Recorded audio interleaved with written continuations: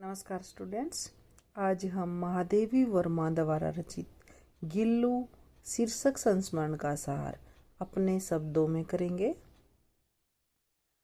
प्रस्तुत संस्मरण में महादेवी वर्मा ने एक गिलहरी के जीवन का तथा उसकी जातिगत विशेषताओं का वर्णन किया है। मानवीय भावनाओं द्वारा सर्वदा उपेक्षित गिलहरी जैसे अत्यंत लघु प्राणी का संवेदनशील एवं भावपूर्ण वर्णन करना महादेवी जैसे महान साहित्यकारों के लिए ही संभव है। सोनजूही में लगी एक नवीन पीली कली को देखकर महादेवी जी अपने पालित गिल्लू गिलहरी की स्मृतियां स्पष्ट हो गई, जिसके देहावसान के उपरांत सोनजूही की बेल के नीचे समाधिस्थ किया गया था। जैसे महादेवी जी की कली की खोज में सोनजूही की लता के निकट जाती थी, प्राय गिल्लू उछलकर उनके कंधे पर पहुंचकर उन्हें विस्मृत कर देता था। इसलिए महादेवी जी को नवीन कली के खिलने में गिल्लू की संभावना लगती है, परंतु वह तो अब इस सोनजूही की जड़ में मिट्टी होकर मिल गया होगा। कौन जाने स्वर्णिम कली के बहाने वही मुझे चौंकाने ऊपर आ गया हो। एक दिन प्रातः ही महादेवी वर्मा को एक गमले के पास दो कौवे परिक्रमा करते हुए दिखाई दिए। एकाएक उन्हें याद आ गया कि हिंदू पितर पक्ष में कौवे के माध्यम से कुछ प्राप्त करते हैं, या फिर उनका काऊ काऊ करना किसी के आगमन की सूचना देता है।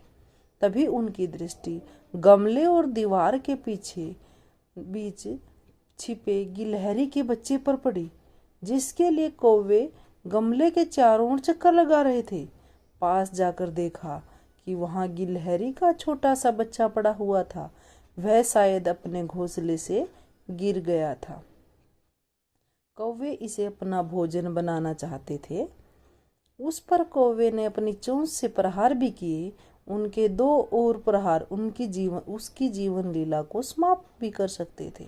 सभी ने कहा कि अब यह बच नहीं सकता, किंतु महादेवी ने उसे उठा लिया और उसका उपचार आरंभ कर दिया। महादेवी जी ने गिलहरी के उस बच्चे के घाव के रक्त को रुई से पोंछकर घाव पर पेंसिलिन का मरहम लगाया। अनेक प्रयत्नों के उपरांत उसके मुंह में जल की कुछ बूंदें पहुंचाई जा सकी। 3 दिन में वह गिलहरी का बच्चा इतना अच्छा व आश्वस्त हो गया कि महादेवी जी की उंगली अपने नन्हे पंजों में पकड़कर इधर उधर देखने लगा। 3-4 माह में वह पूर्ण विकसित गिलहरी बन गई।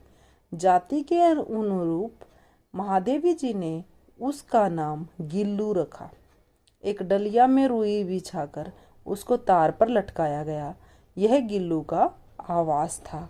वह काजू तन्मयता से खाया करता था। लेखिका जब लिखने बैठती तो गिल्लू उसके पैर तक आकर तेजी के साथ पर्दे पर चढ़ता उतरता रहता। यह काम वह उस समय तक करता रहता जब तक महादेवी जी पकड़ न लेती।